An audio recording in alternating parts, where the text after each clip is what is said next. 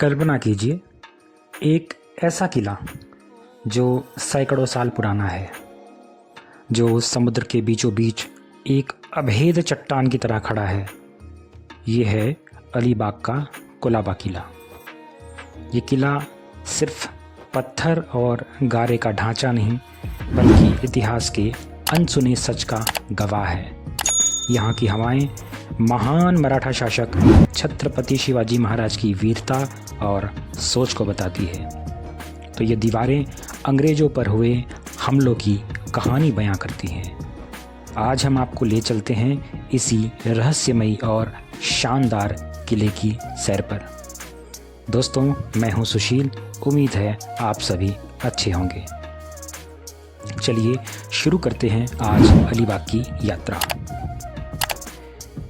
इस किले की नींव 17वीं शताब्दी में महान मराठा सम्राट छत्रपति शिवाजी महाराज ने रखी थी और कहा जाता है कि यह उनके अंतिम निर्माण प्रोजेक्ट में से एक था।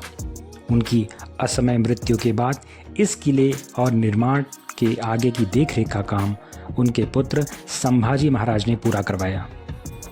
इनकी रणनीतिक स्थिति ने इसे मराठा साम्राज्य का एक प्रमुख नौसैनिक अड्डा बना दिया। शुरुआत में तो इसकी कमान शिवाजी महाराज के दो सरदारों दरियासागर और मणिक भंडारी को सौंपी गई थी।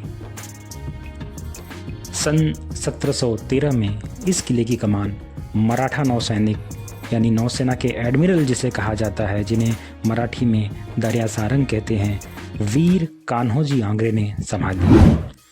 कान्होजी आंग्रे ने इस किले पर अपना गढ़ बनाकर ब्रिटिश जहाज़ों पर लगातार छापामार हमले किए और उनकी संपत्ति लूटी, जिससे अंग्रेज़ों के होश उड़ गए। इसकी प्रतिक्रिया में सन 1721 में ब्रिटिश और पुर्तगाली सेनाओं ने मिलकर कोलाबा किले पर कब्जा करने की योजना बनाई, लेकिन मराठा नौसेना की शक्ति और रणनीति के आगे उनकी एक भी नहीं चली और यह हमला बुरी तरह विफल रहा। कान्होजी की मृत्यु के बाद 1729 में उनकी मृत्यु होती है। उसके बाद पिंजरा बस्ती में लगी आग ने किले के कई ऐतिहासिक हिस्सों को नष्ट कर दिया।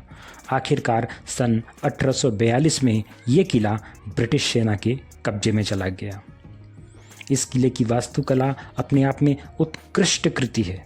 अरब सागर में इस किले के दो प्रवेश द्वार हैं। एक सीधे समुद्र की ओर खुलता है ताकि नौसेना आसानी से आ जा सके, और दूसरा अलीबाग के मुख्य तट की ओर। पीछे की तरफ है यशवंत दरवाज़ा और आगे की तरफ है महादरवाज़ा।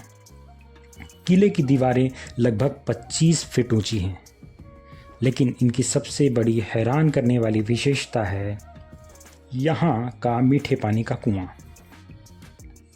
इस कुएं के निर्माण की एक रणनीतिक कहानी है। जैसा कि मैंने और भी किलों में बताया है कि मराठाओं के हर किले में मीठे पानी का कुआं आपको ज़रूर मिलेगा। किले में कुएं खोदने पर दो काम होते थे। एक तो किले के निर्माण के लिए और किले की दीवारों के लिए पत्थर मिल जाते थे, और दूसरा मिलता था मीठा पानी। सोचिए, चारों तरफ खारा पानी होने के बावजूद किले के भीतर अंदर ताज़े मीठे पानी का स्रोत। एक प्राचीन इंजीनियरिंग का एक अद्भुत नमूना है।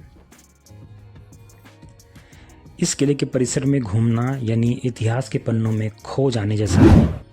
यहाँ की दीवारों पर जानवरों जैसे हाथी, मोर, बाघों की सुंदर नक्काशी आज भी देखने को मिलती है। वहीं युद्ध में इस्तेमाल होने वाली पुरानी तोपें आज भी यहाँ पर मौजूद हैं। किले के अंदर धार्मिक स्थल भी हैं, जिसमें गणेश मंदिर, हनुमान मंदिर, ये बगल में शिव मंदिर है, जिसमें 1759 में राघोजी आंग्रे द्वारा जिसे बनवाया गया था सिद्धिविनायक मंदिर, जो सबसे प्रमुख है। इसके अलावा महिषासुर मंदिर है, पद्मावती मंदिर है, और ठीक ऊपर की तरफ हाजी कमालुद्दीन शाह की दरगाह भी परिसर में है, जो इसकी सांस्कृतिक विविधता को दर्शाता है। यहीं पर ज़मीन के भीतर दो मीठे पानी के कुएं भी हैं और एक शिवकालीन शौचकूप भी है जो सुरंग के भीतर है। हालांकि यहाँ पे 2 शौचकूप हमको मिले थे, लेकिन दूसरे शौचकूप की तरफ जाने के लिए जो रास्ता था वो सही नहीं था, तो हमने इस तरफ एक शौचकूप हमने खोज कर निकाला, वो मिले हैं। उसका जो लिंक है एक दूसरे वीडियो में, उसके लिए स्पेशल अलग से वीडियो हमने बनाया है, इसका लिंक जो है इस वीडियो में के डिस्क्रिप्शन में आपको मिल जाएगा। यहाँ पे पहुँचने के लिए अगर लोग पूछते हैं कि सबसे आसान रास्ता क्या है, तो पहुंचने के लिए अलीबाग समुद्र तट से ये किला महज 1-2 किलोमीटर दूरी पर स्थित है, लेकिन यहाँ पर पहुंचने का अनुभव जो है वो बहुत ही अलग है। जब कम ज्वार होता है तब आप समुद्र तट से पैदल पानी में चलते हुए इस किले तक आ सकते हैं, क्योंकि आते समय मैं घोड़ा गाड़ी से आया था और जाते समय मैं इसी रास्ते से पैदल चल कर गया हूँ। ये रास्ता बेहद शांत और मनोरम है, लेकिन जब हाई टाइड आता है यानी कि उच्च ज्वार होता है, उस दौरान ये पूरा रास्ता पानी में डूब जाता है। फिर आपको नाव किराए पर लेनी पड़ती है और आपको किराए पर ली हुई नाव को लेकर जाना पड़ता है। वहाँ पे 1 घंटे का समय ही केवल आपको मिलेगा। उस 1 घंटे के समय में आपको घूमना है और घूमने के बाद वापस फिर बोट लेकर चला जाएगा। लेकिन अगर आपने समय देरी किया, 1 घंटे से अधिक समय लगाया, तो बोट वाला रिटर्न चला जाएगा। फिर आपको दूसरा कोई बोट लेना पड़ेगा, या तो जब लो टाइड होगा तब आप पैदल चल के जा सकते हैं। मुंबई से आने के लिए गेट ऑफ इंडिया से स्पीड बोट मिलती है, फेरी मिलती है। फेरी में अजंता है, PNP है, मालदार है, ये 3 बोट सर्विसेज है। वहीं रेवस से कंटिन्यू बोट सर्विस है, वहाँ से आप अपनी बाइक भी लेके जा सकते हैं। दूसरा M2M फेरी से आप अपनी कार भी लेके जा सकते हैं। M2M फेरी का भी वीडियो मैंने डिस्क्रिप्शन में डाल दिया है, आप उसमें देख लीजिए किस तरह से लोग कार से अलीबाग जाते हैं। और अगर बाय रोड की बात करें तो रोड का जो डिस्टेंस है बहुत लंबा है, 4-5 घंटे का सफ़र है। इससे बेहतर है कि आप अगर अलीबाग जा रहे हैं और मुंबई में अगर आप रहते हैं तो आप फेरी बोट से ही आ जा सकते हैं। ये आपके लिए बहुत ही आसान होगा। कुलाबा किला साल के किसी भी समय घूमा जा सकता है, लेकिन नवंबर से जुलाई का समय सबसे बेहतरीन माना जाता है, क्योंकि मौसम बहुत सुहाना होता है। बारिश के मौसम में यहाँ पे तेज़ ज्वार रहता है जो ख़तरनाक हो सकता है।